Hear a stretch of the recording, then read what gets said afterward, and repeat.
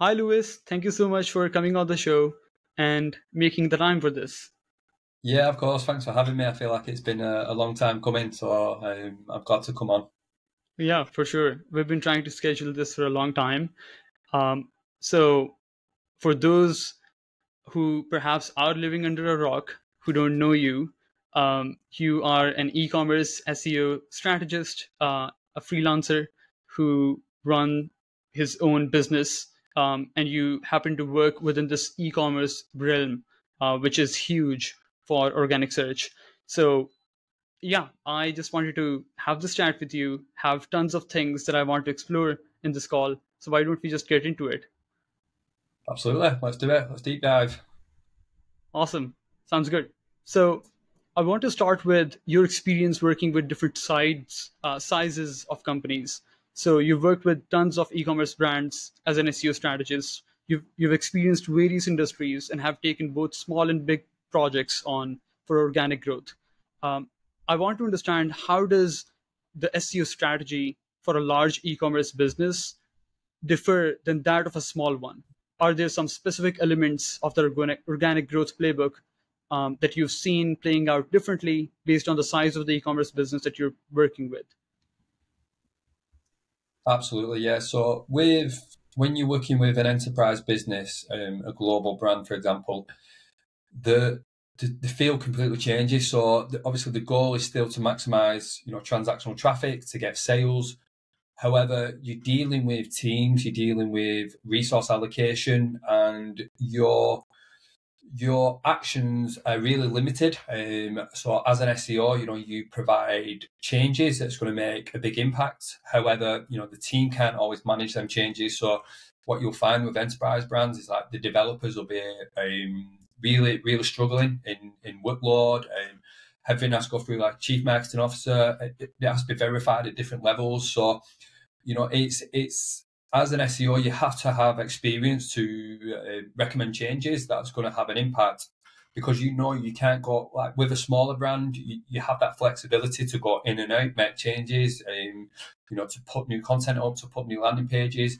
However, with an enterprise brand, you don't have that flexibility. So it's almost what you say has to be right. The probability of the change making an impact has to be, more what's the word, like the probability has got to be higher, because you might only get a few changes done over a 90-day sprint. So the you have to make sure you're maximizing the impact on what's being delivered.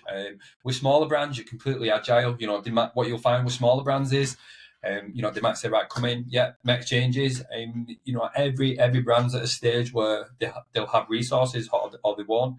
What you'll find is some like small brands are doing a lot of PR, which is awesome. So that off page is like really, really taken care of. And then with the enterprise brands, it's completely different ball game. You're almost like an orchestra, where you're sort of managing teams and you're controlling what's going on in the background, as opposed to you coming in making them changes.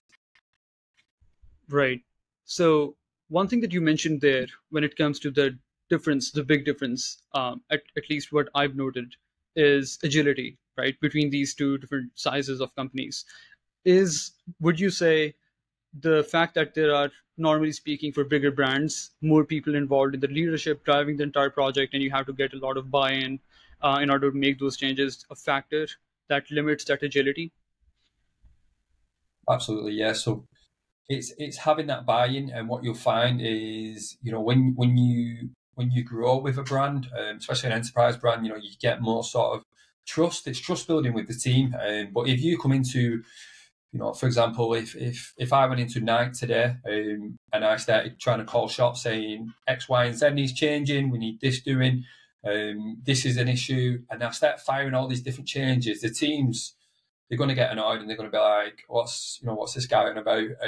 So it's understanding, and you're trying to build relationship with team members. You're trying to build into the culture as an SEO, because culture in teams is something you have to be good at. You have to be good at communication. You have to be good at explaining to the different levels, the different leadership, like why we're doing this, and what is the reason. as opposed to what you find is a lot of SEOs might just go in and start like trying to demand all these different changes, and you're just going to get that knocked out of the water. At the end of the day, you're dealing with people in an enterprise company, and if then people don't, necessarily like what you say or trust what you say, you're going to struggle to get them changes done, which is obviously going to impact what SEO is doing, and you're not going to get your work done. So yeah, as much as I've worked in a lot of big companies, and I always try to understand the team, understand who's calling the shots, and get on calls and trying to build relationships, and just understand like how all the cogs are moving within the business. And once you learn that, you can start to feed into that, and you get a lot more done once you work with that machine as opposed to working against it. Right. Well, it's really interesting always to me, even in the SaaS world, which is the world that I come from, where when you work with bigger companies, one would imagine that perhaps now you have to deal with super complicated issues or maybe super technical stuff. However, most of the time, excluding a few of the nuanced scenarios, you're just still getting most of the basic stuff done. The actual problem is working with the people in order to make those changes, right? As you had just mentioned, earning that credibility, working with bigger teams and senior people. Very interesting. So let's steer the conversation towards running SEO audits. And this is something that I've noted in your content that when you talk about on LinkedIn. I think most of the SEO industry is known for building technical audits or maybe SEO audits in general, which are very tactical, right? So they would say, hey, these are a list of things that you have to change on the site. These are SEO best practices, change these style tags, remove these broken links, something like that. I've seen you mentioning how you segment an SEO audit for an e-commerce brand into two different chunks, or perhaps loops, as you call them. One is for finding opportunities, and the other one is for finding problems. That sounds very interesting as an approach. Could you break that down for me here in detail? Yeah, absolutely. So with SEO audits, you have two sort of paths, I like to call it, where you're looking for opportunities or you're looking for problems. The opportunities is where you maximize traffic, maximize profits, and then the audits that find the problems are the ones that are easy tick boxes for SEOs and agencies, because it's easy to run a screaming frog crawl and just ping a load of files at a brand and say, we need to work on, for example, if we have 1,000 broken redirects, I say 1,000, say we have 100,000 broken redirects and we have 200,000 404s. For an SEO agency to say we need to work on that now for the next 6 months, it's easy work with not big impact. And at the start of my career, I thought SEO health, like in Hrefs, had to be 100. And I quickly learned once you start working with bigger brands that you will never have a good health. As you know, with big SaaS brands, is you find opportunities and you focus on them, and that's what I've learned with SEO audits. Like I've worked with brands and I've had like credible SEOs and agencies like send an automated SEO audit, and it's like that 404 redirects, and it's like, what is this? It's like, if you go to any big, like Amazon, they're 100 million% will probably have a health score of like 11%, because you grow a website and you're going to have issues, but you focus on the area that's making revenue, and you build off that. And that's what I try to focus my audits on. I try to go against the grain and understand, how a website's put together, how pages, intent, even looking at like basic CRO, and that's what I look for with an audit, because at the end of the day, our goal as SEOs is to maximize the brand's profits. And if I'm just sending a brand a load of documents to say we need to work on this for this audit, that's not me delivering a good service. It's doing something that's easier that I can get paid for, and it's a tick box. And that's how I look at audits anyway.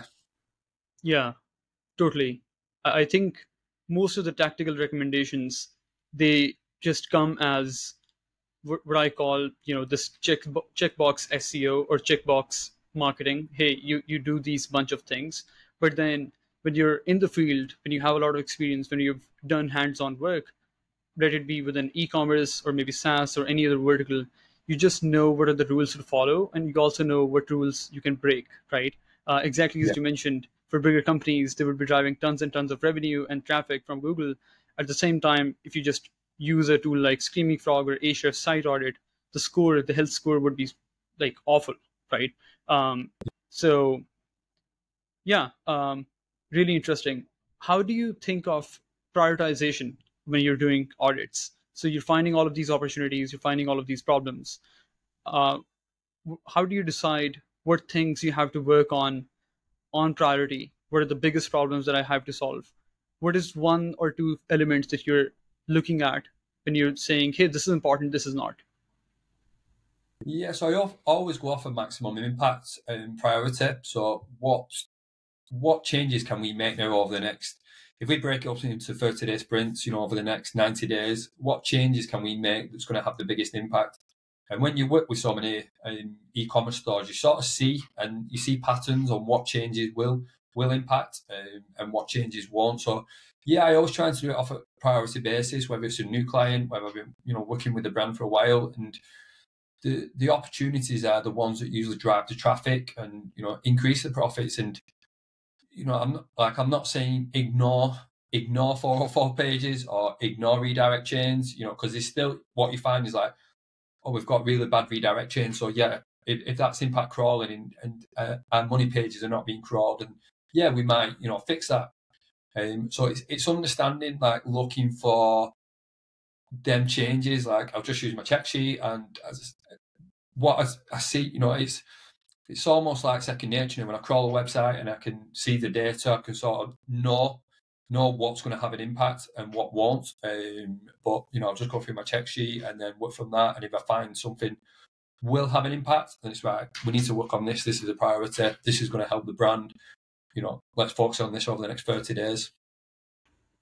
Another thing that I've noticed about your approach is I think you do these growth opportunities analysis, right? These loops, as you mentioned, every couple of months or maybe in sprints, right? So you work with a company, you look at the opportunities, you then execute on it, and then you have this regular cadence. Perhaps maybe cadence would not be the right word, but you work in sprints. Normally, what I've seen in the SEO industry in a stereotypical manner is that SEO audits are done as a one-off thing. So hey, here's the audit, here are some of the things that we've done, and now let's look at the impact. Is there a particular reason that you go with this sprint approach versus that one-off SEO kind of an approach that most of the industry seems to be following? Yeah, absolutely. And I do it because I believe that's how SEO should be done. It's to do one audit and then not do it again for another 12 months. It's like if we do this audit and we make some changes and we go and create some content, like SEO doesn't go in a straight line. So for example, if we publish 100 new articles, we can absolutely guarantee they won't all get in the top 10. Some of them might, some of them will sit on page 3, some of them won't even get picked up. So an audit will, an audit loop will review that crawl, look at them internal links, look at what part of the website is decaying, and then improve it again. And then what you're doing is constantly backing up your data and revisiting what's working and revisiting what needs changing. And when you do that, that's our SEO, because any website, it's like a breathing machine, isn't it?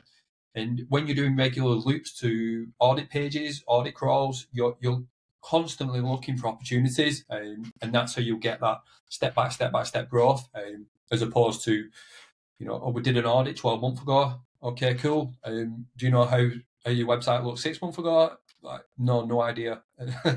So them loops are constantly just opportunity loops, let's call it, where we're constantly looking like, where can we improve? 1% marginal gains for me is huge. Like, sweat the small stuff. So, what can we improve on the homepage? How can we improve the site architecture? How can we improve where our customers are going? How can we improve the top 10 revenue money pages? And when you're constantly improving them little chunks, they'll all come together. And when you do that, over 90 days, you'll get growth. Right. Yeah, that resonates a lot with me. I think if you just think of a website from an SEO standpoint, as an engine that we're trying to build in order to generate that snowball effect, that compounding results. Yeah. It makes a lot of sense to have executional sprints, but then at the same time come back to the basics and say, hey, what progress have we made? What new opportunities do we have now? Simply, if you're just publishing a lot of content, of course, there would be technical problems that will come on every now and then. And if you're just doing it as a one-off thing, you'll miss all of those opportunities that come along the way, right? Yeah, that makes a lot of sense. One word that you used in your answer was information architecture, right? And I think this is something again that I've noticed in the way that you approach SEO for e-commerce companies is that you think of content in association with the customer's buying journey, and your SEO strategy kind of revolves around creating information architecture that's aligned with the buyer's conversion behavior. Now, on a tactical level, what exactly do you mean when you say creating an information architecture for e-commerce buyers?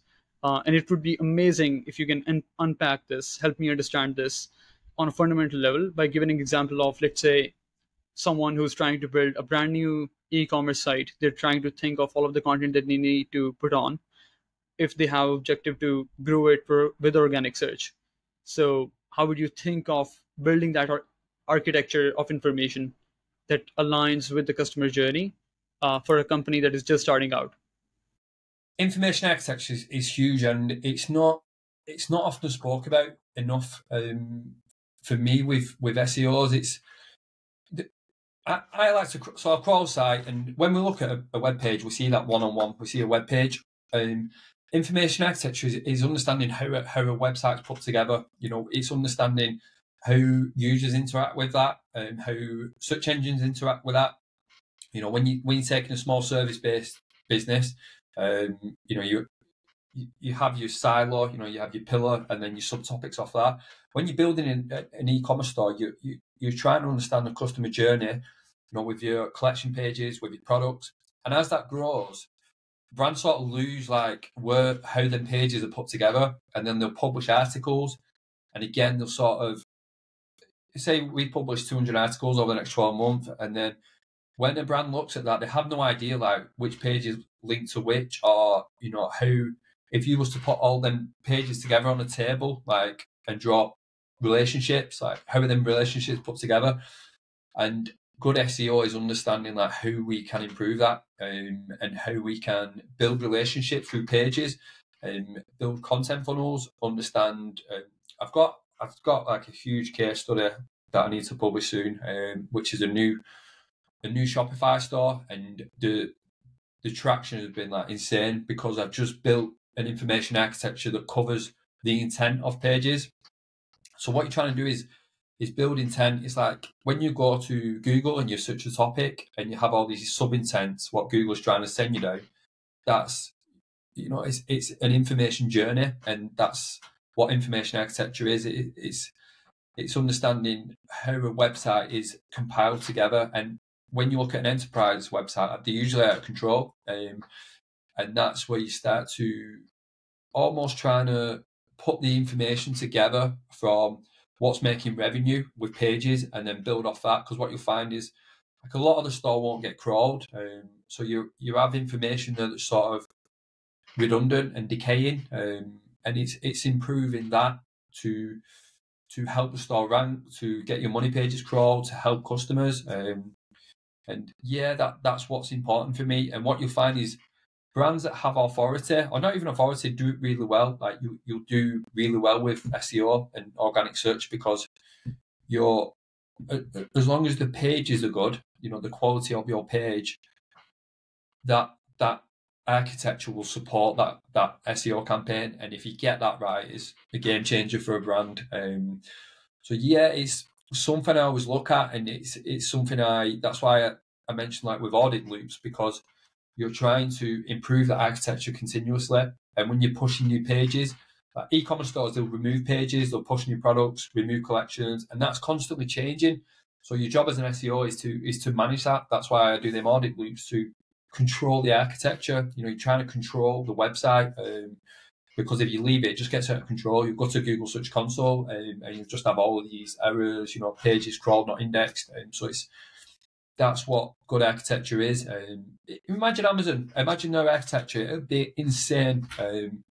And that's where you get into like big data then, because it's that big, where you have to try and calculate decisions on how to best work with what you've got, knowing that you can't have a really good 100% architecture. So it's a game changer. Get that right across any niche, whether it's SaaS, e-commerce, service-based, and you'll help your organic search like 10x. Right.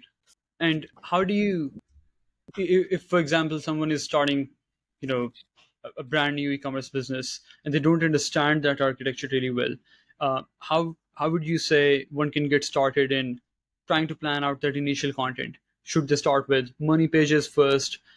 Is there a sequence that you would suggest in terms of putting that content live, specifically in the context of e-commerce businesses?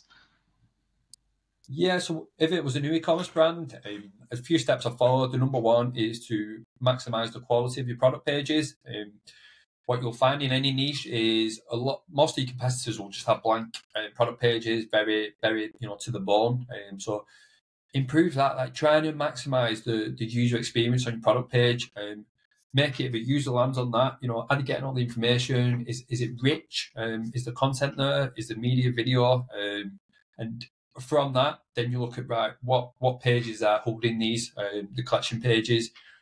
Can we build subtopics off them? And then you start to grow your collections. And if you match intent with them collections and SKUs, you'll do a lot better than what your competitors are doing. And then what you'll do is publish them. And if you find, it's not working, customers are not visiting it, you get no traction on Google, it's right, does this page need removing? And then you start to look at, right, what content can we build to support them with articles? Can we build some content funnels that really touch on emotion? So choosing an avatar and saying, right, let's cater to this audience. So I can give an example. If it's, coffee machines, and we want to target business coffee machines, like for an office, and then, for example, you could build a content journey around that.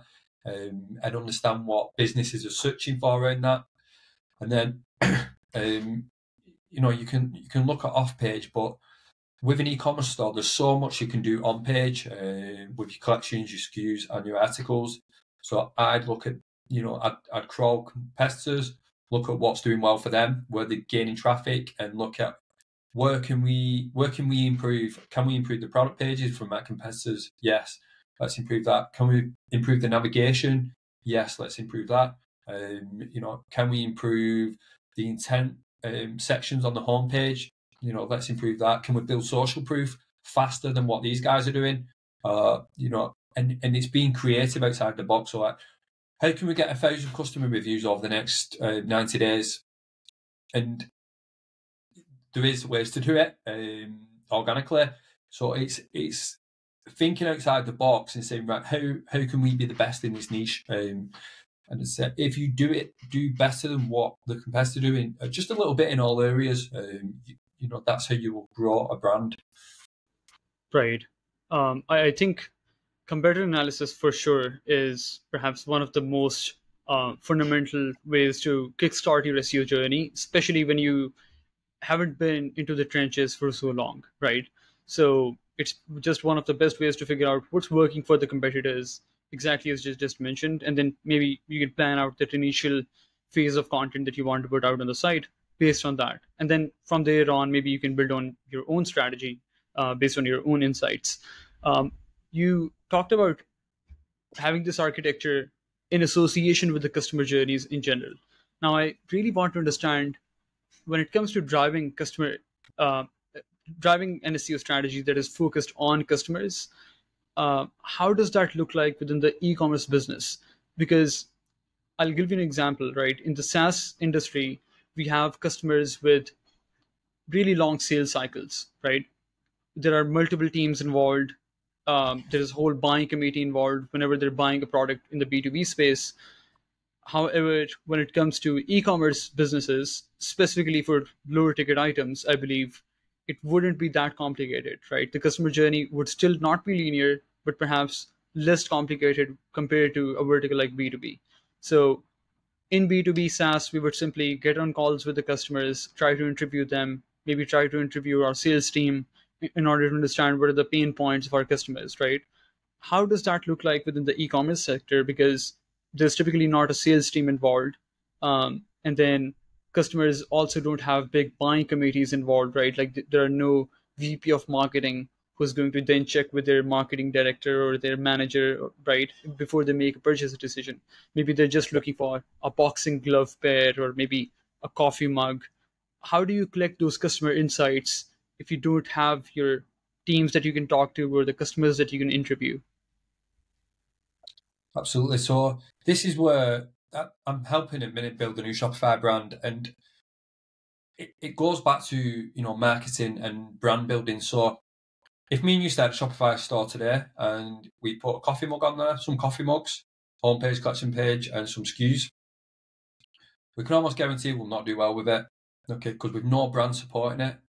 However, if we had a killer brand, and let's say The Rock did an Instagram live and he put our coffee mug up, we can scale sales then because we've got brand behind the product, and that's what brands need to do now. Is understanding, if we build a brand, we can charge a higher fee for this, and we're going to have that trust, that credibility, and what you'll find is you'll get a lot of customers hitting your website and they won't all buy. Okay. And this is where people go wrong. Like, you've probably been sucked into it of like a drop shipping store. We all get YouTube ads like, start a drop shipping store and make 100 grand a month, go and live under a palm tree.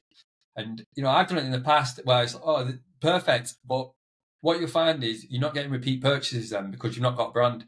It's a drop shipping store. They might make one sale, but you can't scale that because they're not going to come back. You're not building a culture.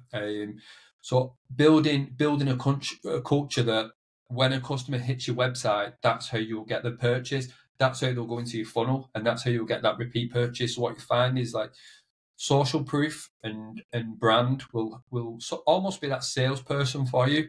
And then there's trust. Is the customer service has got to be huge. So front end marketing, but the back end marketing is what a lot of people don't understand, is what a brand is doing in the background. So whether that's in the email, and that's where like the huge gains are made. So when people are coming into that funnel, into the email, there's so much going on in that background, and that's where real brands are built. So front end marketing, PPC, organic, social, is getting the customer in, and then once that customer is in that back end marketing, we don't know what's going on there with brands, but that's where they're crushing it, and that's where the real revenue and the real brands are built, in the back end side of it. And that's the important bit. So customer service, is when we're talking about a new brand, it's when a new customer has an issue or a problem, it's go that step ahead and help that person, like give them the product free,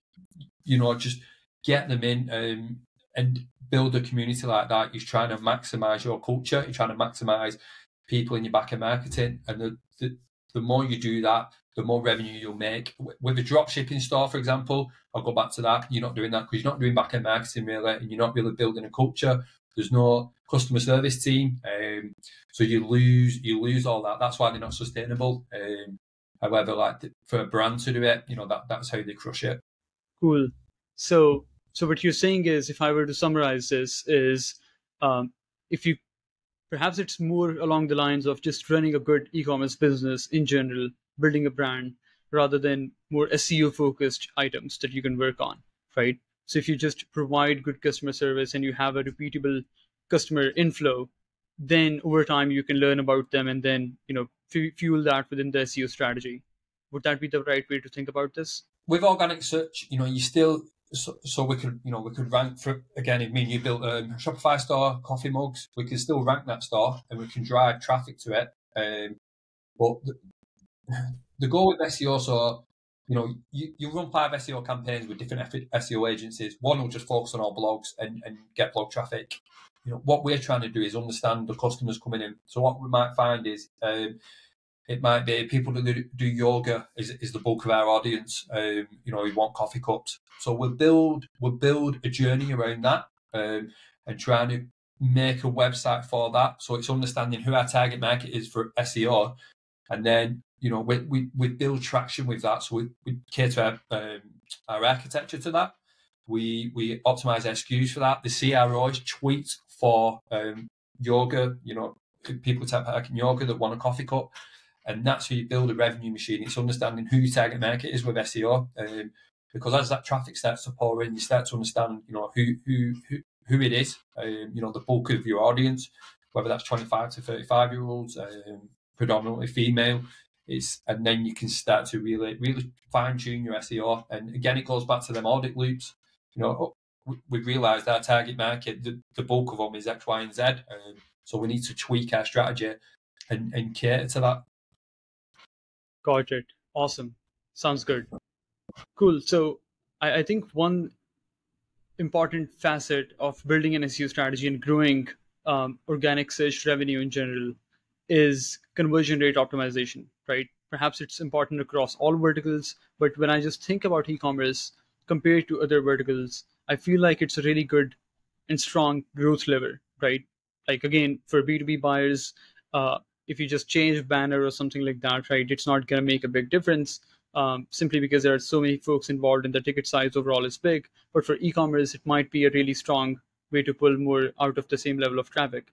Well, now from a CRO perspective, and this is something that I think you put a lot of emphasis in, there are so many things that can be done, right? When you if you just search in Google CRO best practices, I'm sure there are hundreds of tips, hundreds of tactics being shared across the entire web. If I were to ask you, what are some of the most common issues, most common mistakes that you see some e-commerce companies making when it comes to not capitalizing their CRO opportunities, what would those be? What are some of the most commonly seen UX loopholes that you notice in e-commerce brands? Absolutely. So what you find is most e-commerce brands don't focus on the psychology of marketing. We often forget that when we put a page up and a customer comes, there's a person on the other side of that screen looking at that product. And we forget that. We think we'll just put a product page up and we'll put an image up, or we'll put up an AI, general description up, and that'll sell loads of products. And people like you and me are looking at the screen and thinking, "Shall I buy that? Shall I buy that?" And what you take heat maps and you understand, what are these customers doing? Like, where is the problems on the page? And I like going Clarity or whatever heat map tool, and I'll watch recordings and I'll watch what people are doing on the screen, and you can usually see like where they're hovering around. I did one recently, and I saw that they kept hovering around the reviews area. So I tweaked that and put an actual review in from a customer like high up above the fold. And it's understanding, best practices are on Google, but not the best practice is not going to work across every brand. It's understanding your target market, what makes them tick, and then you build your strategy into that. You test elements. So again, understanding who your target market is. If we find it's an older generation that's buying the product, they might need like larger fonts and just credibility to say, it's trusted payment, X, Y, and Z. Or if it's a young one that's sort of, who'll just buy, it's like, right, how do we hook these in? Like, where do we sell the killer USPs? So it goes back to psychology, which I'm obsessed with, and understanding who your target market is, and that's how you can start to tweak. So one of the key areas for me is like on the product pages in the top fold, like what is going on there. That's where most of your traffic will go, and they'll just like review that top area. And there's so much that you can do with just that first fold, and that's on any website. If you go to a homepage of a website, people will just put a banner up and buy now or whatever it is. It's like, no, that's not going to work. You need to understand that who your audience is. You need to understand where they want to go. For example, if we have a homepage and we have a hero and we drive 1 million people to that top of that page, they're not all going to want to go on that same direction. So how do we cater to that? And that's what good CRO is. It's understanding where traffic is going on your website, where they're hovering, and then what killer points can we change there to maximize. And again, that's not always going to be the same. So you'll go back to your loops and you'll find tweak. I sound like a bird then. And look for them opportunities, but above the fold, and then use like heat map tools, and you'll find where people are not going. So it's right. If people are not going there on our page, why are we wasting time updating content there repeatedly? Like they're not going there, so it's almost like a waste of space on a page. Where like someone might say, right, we need to work on copywriting at the bottom of the page there. It's like we don't, because no customers are visiting there, so we don't need to work on media. So it's understand where your customers are going, understand who your target market is, and then test that above the fold. Just understand what elements you can tweak there.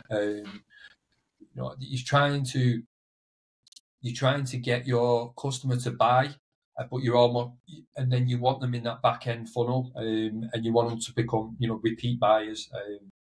So focus on that. Like that is huge for CRO. It's go to any website and there's always opportunities for CRO, and like I said, most e-commerce brands will just sort of leave the product page. Like you could take a website and go to Wayback Machine, it would just be the same, because they've not done anything, and it's like you've not tried anything, so you're confident that you're getting the 100% maximized results you can off that page, and you can almost guarantee they're not. So there's always opportunity. Like if you're watching this video now, just go and look at the pages and say, is this the best it can be, and how we remembering there's people on the other side of that screen engaging with this page. I love that. I think perhaps the best form of optimization, let it be from a conversion rate standpoint, maybe from a traffic standpoint, SEO standpoint, happens when you mix data with your, qualitative kind of an analysis of who you're targeting. Exactly as you mentioned, thinking of the persona that I'm trying to attract, the interest that they have, the challenges that you're trying to solve for them through your content, and then at the same time also recording the sessions through heat map tools or something like that. So mixing data with your anecdotal qualitative insights, and then thinking of what can be changed. One really important thing I think that you highlighted in your answer was maybe conversion rate optimization is not just about what we should do on the page in order to make it more optimized, but also what we should avoid doing so that we're not wasting resources, right? Exactly as you mentioned, if there are areas on the page that no one is paying attention to, why our brand is spending so much, on maybe its copywriting, or maybe on its design, or maybe overthinking its changes, all of that stuff. Yep. Pretty fascinating. Yeah, it's so important, and it's almost CRO. It's like how can we engage this customer and connect with them and prove that we're trusted, prove that this is the solution to their problem, or this is the product to get the desire, because they're visiting this product for a reason, whether that's for an emotional reason, or and then that's what CRO is to connect with that, is to build the bridges in the mind, and then get that sale, and that's it's not easy, but it's something that you can constantly work on to improve. Yeah, cool. So let me steer the conversation towards something specific as an SEO practice that has gained a lot of popularity recently, which is this whole concept of information gain, right? So for those who don't know, information gain is this search engine focused concept that if you provide Google something extra that other pages on the internet are not providing on the particular topic that you're trying to create content on, Google will reward you, right? You will see those improvements in rankings in terms of extra traffic, all of that stuff, simply because you're sharing something that does not exist in the world already.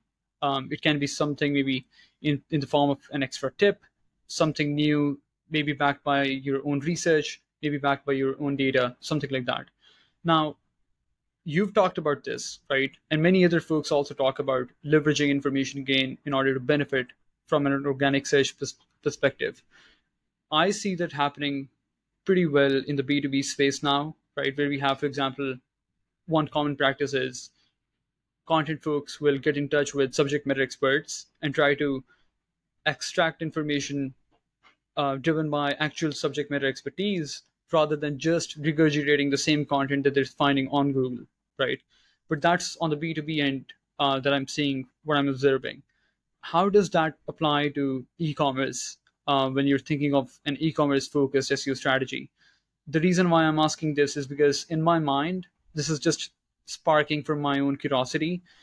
In my mind, I'm just thinking, if we have an e-commerce brand, there would most likely be a limitation or a dependency on the products that we can put on the site, right? So the content is connected with my inventory or something like that, right? So how do Yep. you think of information gain in that entire context? Awesome. Yeah, so information gain is gaining more popularity now. And the reason obviously is because of AI. And when we, as searchers, when we search for an article on Google, we see it one-to-one, and then we have tools that we can crawl search and see multiple pages.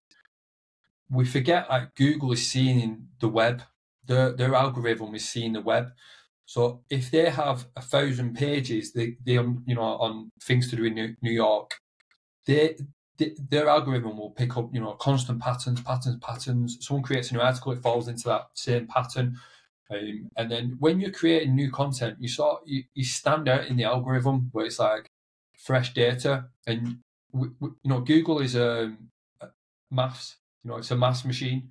So if someone in New York starts searching for this new hot cafe, and this Google's algorithm is getting 1,000 new searches a month for this new hot cafe, and then I talk about this new hot cafe in a fresh new article of things to do in New York, like I put fresh information into that, and I'm matching people's searches, what nobody's spoke about.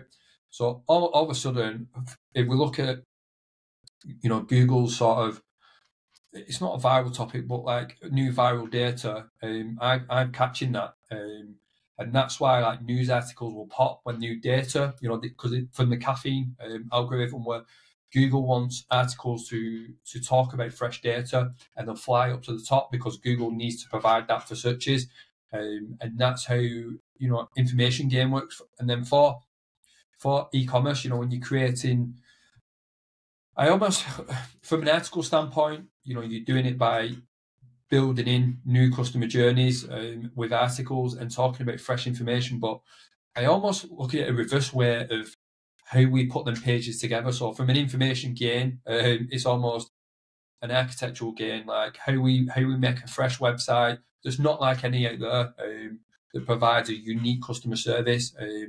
So almost like tech gain, if you want to call it, where it's completely different.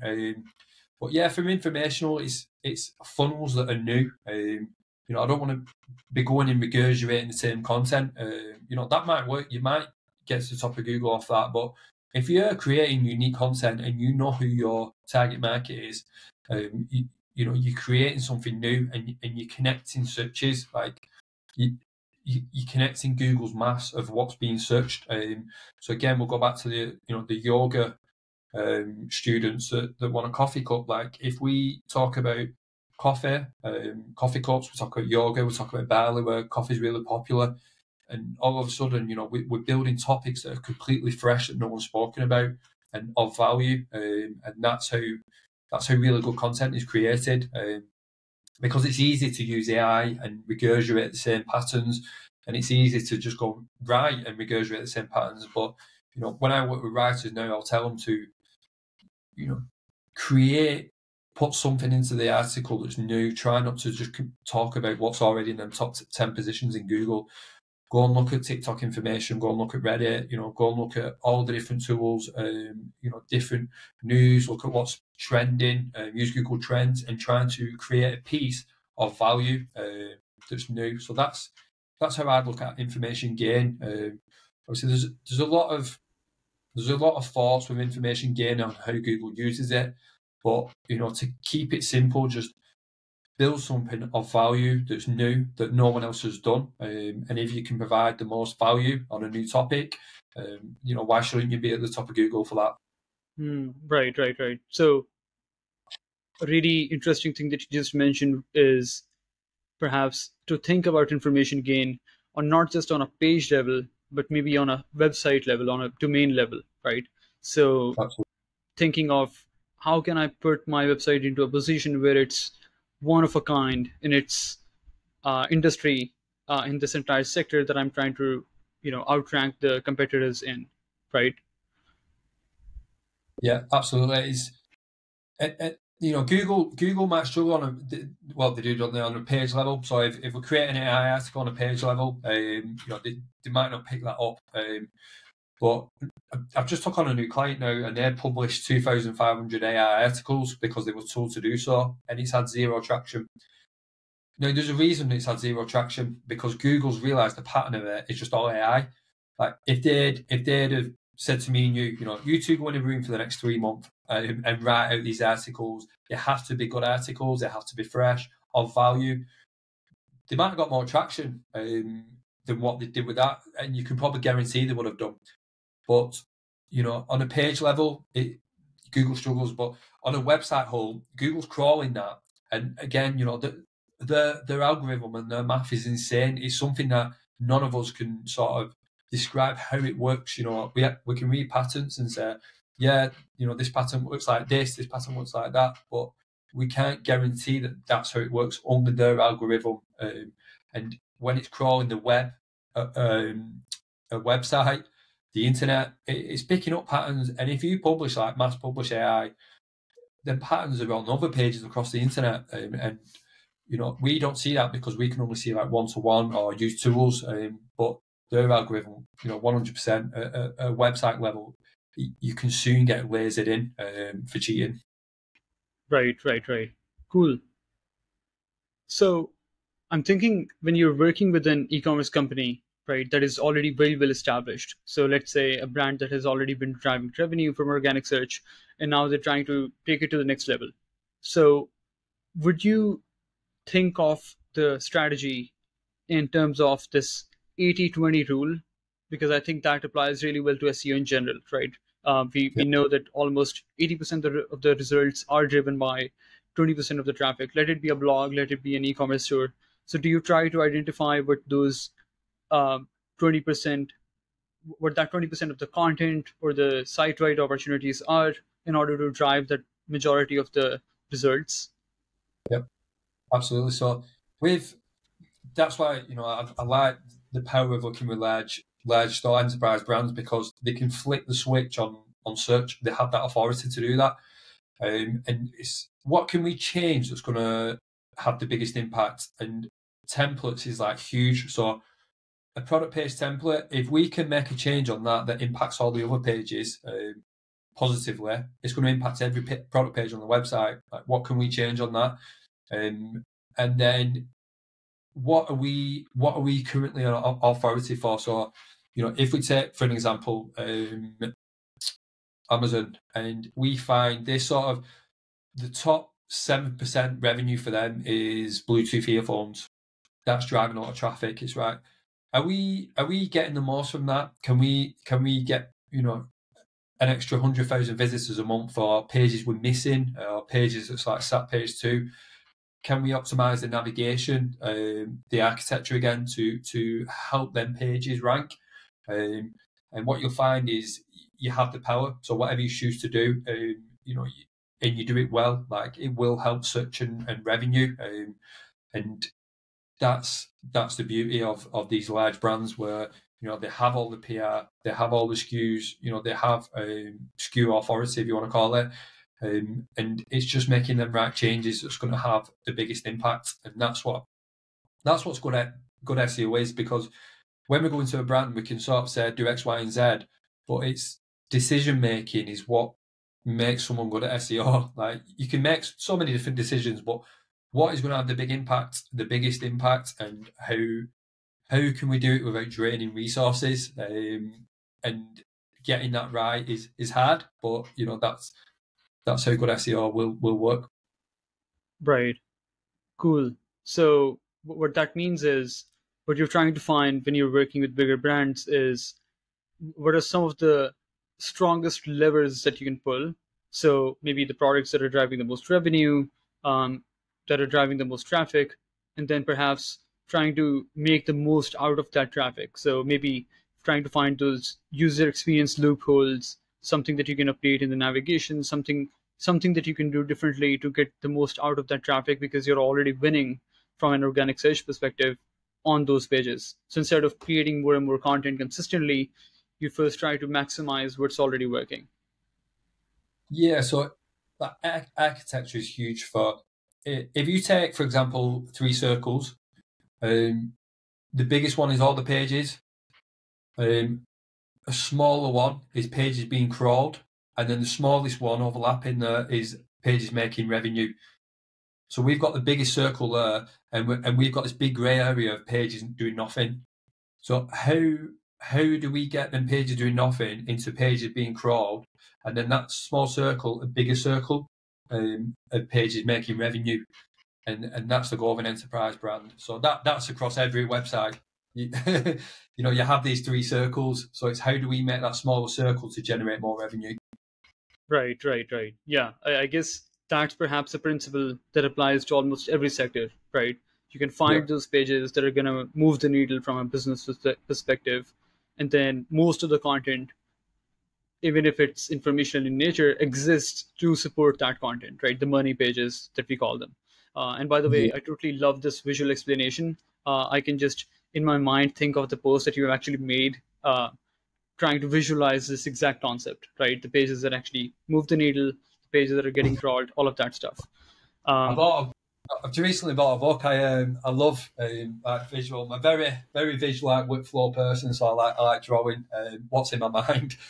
But yeah, yeah, that's it's it's knowing.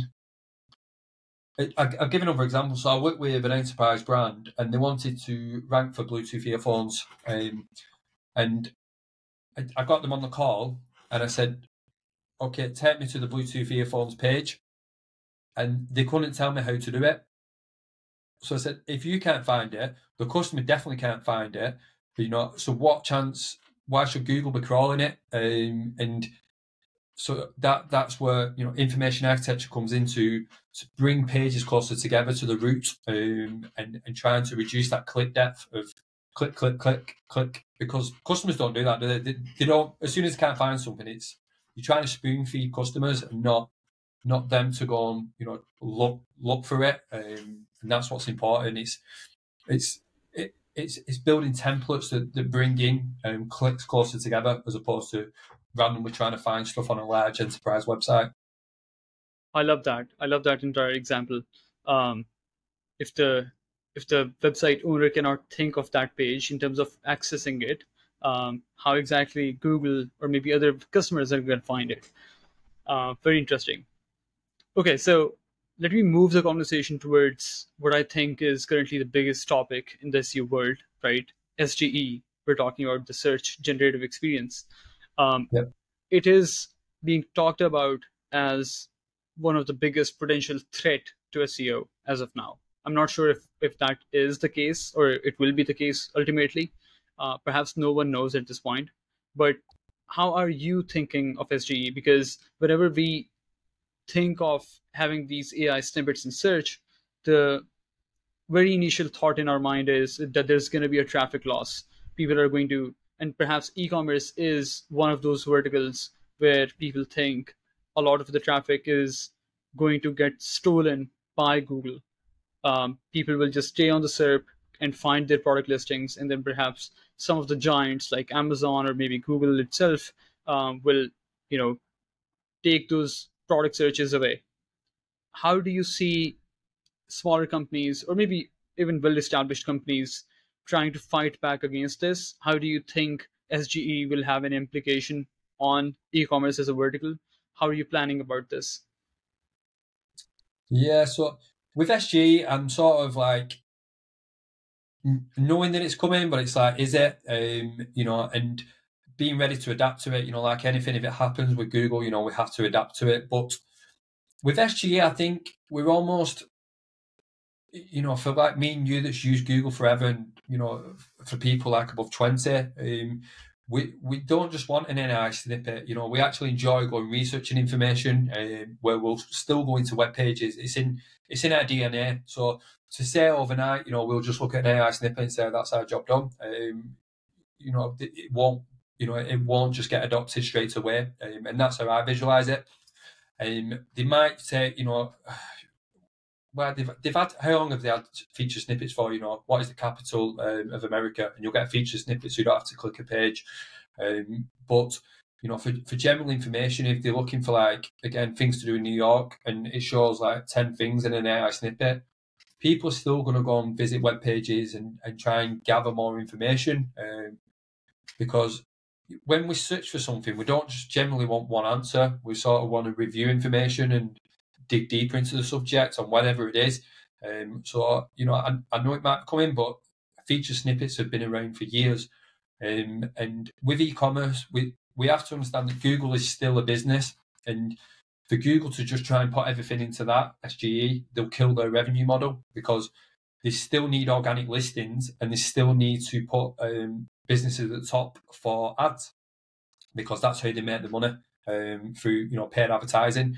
So they'll still have organic listings, but they'll still have paid, whether they use SGE across, you know, whatever niche it is. So brands might lose informational traffic, depending on what it is. You know, be ready for that. However, you know, adapt to it and find out ways. That's why, you know, CRO is so important, because you're trying to maximize revenue. And then multi-channel marketing, so we'll see like TikTok videos, YouTube shorts, you know, Google Maps, images, you know, product listings. It's how can we maximize the most clicks from all these different channels, and that's what SEO is now. You know, it's a sort of organic multi-channel approach, you know, with the shorts, TikToks, and that's how we'll drive traffic. But yeah, definitely, you know, it's not Google's not going away, and it's still a revenue machine, so they still need to put organics and still make money from ads. And we're seeing what they're doing with e-commerce. They're changing it. They're trying to almost make the super category page, because they want customers to sort of use that, where products, I think, you know, they'll just be featured down the page, and then they'll have paid products at the top, and that's how, you know, they'll do it.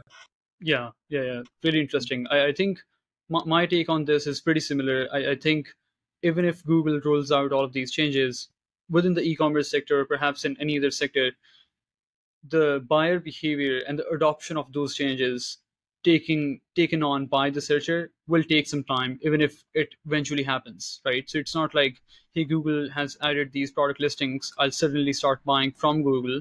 I still have that brand affinity in my mind towards specific brands. So maybe building a solid brand would be more important in the future. And perhaps that should have been a part of the SEO strategy for companies from the start anyways. And then Yeah, the second thing is, maybe when we're, exactly as you mentioned, when we're thinking of a very informational kind of a query, you just want the answer, so an AI snippet can perhaps give that answer to us. When we're making purchase decisions, when we're trying to buy something, we don't just want a product listing with a title and a price. I want something more detailed than that, right? I want to figure out, you know, the all of the ins and outs of the products. Can I play with the filters a little bit? Can I navigate to other products that are of similar kind? All of that stuff. So it's perhaps an entire journey that you build on your site, and you create that as a mini tool for the consumer, which perhaps as of now maybe search cannot do. absolutely. And Yeah. they push this out with, you know, because of what I think is like when OpenAI, you know, just come in with ChatGPT and almost rushed it out, thinking, sort of worrying and second guessing, is this what the world wants?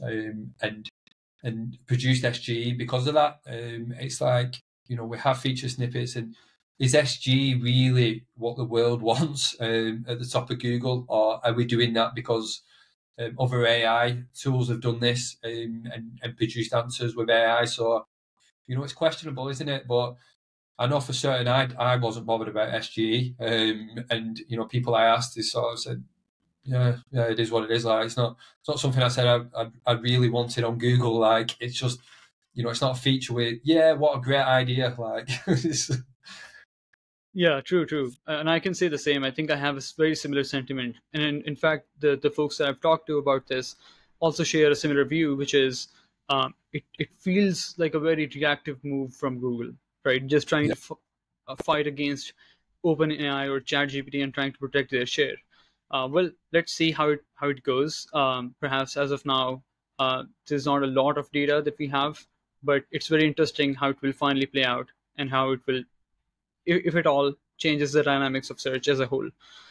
Okay, so the last segment of this conversation, Lewis, I want to talk about your journey as a freelancer, and throw a couple of questions towards you. I see that you are very open about sharing your journey as a whole, how this freelance journey of you being a strategist for e-commerce companies have totally changed your life, right? You're living this amazing lifestyle these days. Well, first of all, I would love to know what made you jump into this freelance lifestyle. Is that is there a particular reason that you enjoy this? Are there particular elements of this as a work mode that you prefer? For example, compared to, for example, working with bigger teams, or maybe even growing your own agency in the future, or something like that. You work yeah, solo. What is it that you enjoy the most about this? absolutely. Yeah, I think from a journey as a freelancer, I started, with nothing. And when I was working in the 9 to 5, I'd always wanted more. I was always like, I don't want to say a dreamer, but wanted more of myself. And I feel like when I was locked in the office, like my dreams and goals were closed off, and I couldn't focus on them. And it's from a young age, I'd always wanted to do my own thing and just challenge myself. And when I went traveling in 2018, I went all over the world, in Asia, New Zealand, Australia, and and every day while I was traveling, I was like building plans and writing notes, reading, planning. And I come back and I got a job in an agency, and I sort of felt that prison around me again, around my mind, and I thought I can't do this. Like it's not that I know people don't love the job, but I just knew it wasn't right for me. So yeah, I was about to get a mortgage, and I said I can't. I'm going to try my own thing, like because I'm quite entrepreneurial as well, and I'd built like a couple of just the clients on the website on the side, and I started making websites, etc. So I just jumped into it, and I thought I'll make it work. Like if I have to knock on businesses, I'll do it. And I started to reach out to people, going to page through Google, emailing companies, ringing them. I found Upwork. And then, funnily enough, on Upwork, when I first got on it, I was looking for emails of jobs so I could contact them because I couldn't get any response on it. And then I started watching YouTube videos, and I was like, some guys are crushing it on here. Like, what am I doing wrong? So I started like learning about it and really challenging my writing and trying to understand, the psychology of what people want, and develop the skills to communicate with these brands. And then Upwork, really took off. And then, I think just every day I've like invested into learning something new. Read, I'll write stuff down, I'll test stuff, and I was constantly trying to learn more and more and more. Like, it's almost sad, but I don't like read fictional books because I feel like I should be reading a self-development book, and it's like that pressure you put on yourself to just keep getting better. Because I want to try and challenge myself on where I can get to, and whether from customer psychology to UX I feel like that's why I've done well, because I've learned in like these fringe topics of SEO, where I don't just want to drive traffic. I want to help a brand and get conversions as well. So yeah, freelance has been amazing. I've seen the world, and learned a lot about myself, and learned a lot about others. I've been on this call with you, like you get to network, and in a job I might not have been able to do that, and get the opportunity to meet new people, and meet new brands, and I feel like I've learned so much knowledge that I can just take with me for the rest of my life about marketing and communication and brand building, and every day I learn something new, and I appreciate that experience and I take that with me. So yeah, it's been a journey. Is there anything you want me to sort of touch on, or? Yeah, I guess the other element was that I wanted to learn about is there a particular reason why you still want to stay solo? Have you ever thought about, for example, building an agency or maybe turning this into hiring more people, something like that? I see that you really enjoy the solo lifestyle, but I would love to understand what exactly are the facets that you enjoy the most.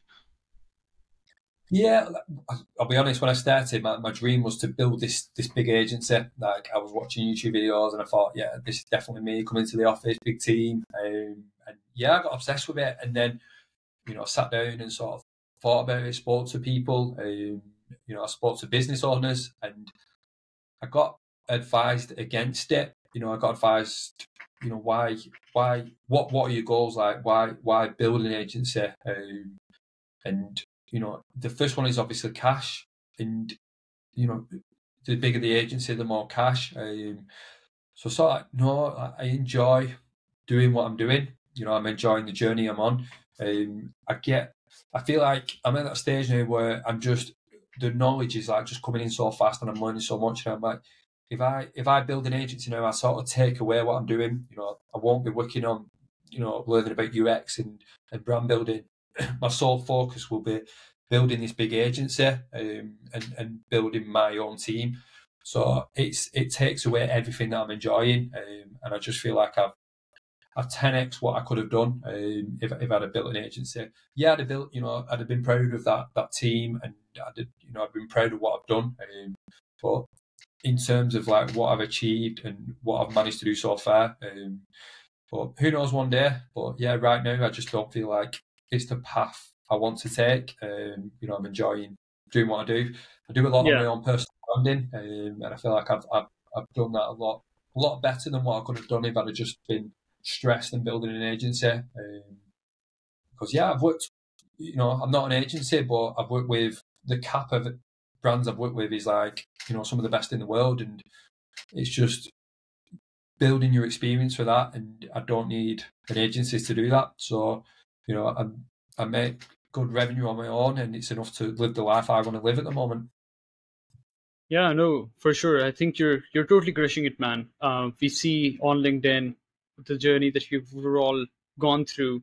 You're totally inspiring a lot of folks. Especially, I feel like maybe this agency thing is not as fancy as a lot of people think about it, right? Managing people, having to go through their, for example, like every week you have a problem coming up. You have to chase people on a lot of stuff, and you have to hire and then fire and then a lot of stuff. So perhaps it's not as fancy. Of course, it has its own set of pros and cons, but this route of going solo, right? Solopreneurship in general seems to be something getting a lot of gaining a lot of popularity these days. So it's pretty fascinating. When it comes to building more productive systems, so you as a person, as a solo freelancer, can perform better, have more money, and save resources. I think you've talked about how you've invested into AI tools, or try to build your own systems using Python, something like that, so that you can Yeah, save your resources and be more productive and achieve more with less. Um, yeah, what are some of the systems that you've built, and how are you using them? absolutely. Yeah. So AI, it can help in so many ways. Like there's so many great features. So I use it for everything I do. I think a lot of people thought it's just content writing. It's not. It's from doing scripts for like Google Sheets to auditing web pages, to crawling pages, to analyzing content, analyzing statistics, summarizing. There's so many things you can do. So I what I do is I visual. So I draw a workflow of what I need to do. I need to do X, Y, and Z. AI can help me do X, Y, and Z with this. And then I'll use Scribe, which does a screen record. And then I'll do the steps, and then Scribe will record that. And then I'll put that system into Notion. And then I've got a list of like mini systems to say, that I can just when I need to do a task, I can go into that, pull that system up, and then there it is. So it's nothing revolutionary. I just use Scribe, GPT for scripts, etc., Python tools, and then Loom if I need to record a video or anything. And that's it really. And I think one of the biggest hacks for me is drawing out like mini flows on everything I do. Whether I need to return something to Amazon or I need to work on content structure. So I'll just draw step 1, step 2, step 3, use an online drawing tool, and just literally map out everything I do. Because we're working this like digital age, and I just feel like every day we're getting stuff running through our minds of digital, and it's hard to keep up, and to think clearly, like it is a game changer. So drawing it down on what I need to work on and why, as 10x like my productivity, and I think people we carry a lot in our minds on we need to do X, Y, and Z, instead of just saying this is what I need to do. This is how it literally can take you 10 seconds to say this is how I need to do it, and it will make you do that task. Because when we take tasks, we think of the task, and and if we break that into 5 mini steps, or I just need to do mini step 1, then 2, then 3, and 4, and 5, and when you build these own little systems like AI, it's like, okay, I need to do task 1, this big task, but it's not. It's 1, 2, 3, 4, 5 mini steps in that task, and you do that across everything you do, and it just makes everything easier. So AI is, when you think of something like, oh, that might be a nightmare, or I need to do this, it's right. Go and ask GPT. Go and say I need to do X, Y, and Z. Tell it me in 5 steps, and it'll literally tell you that. And it's like, oh, why didn't I think of that? It's almost like a personal assistant to lean on. And then use Scribe, Chrome extension, and it'll just record everything you do. And then you've got a system of stuff to do. And I think that's something I learned along the way, and it's helped me a lot. And I tell it, when I see a freelancer saying I've gone freelance, I said just make your own little library of systems, just stuff that you're going to repeat, that's going to help you, that you can pull up, that'll make a difference to your workflow. And it helps like so much, and a lot of people don't do it, but it is a game changer. Yeah. I can totally resonate with that. I think most of the tools, excluding Scribe, I haven't used Scribe, but Loom, for example, I'm totally obsessed with it.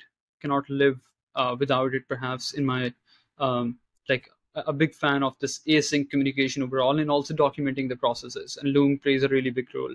And then ChatGPT, exactly as you mentioned, this content use case with AI tools is just super overblown.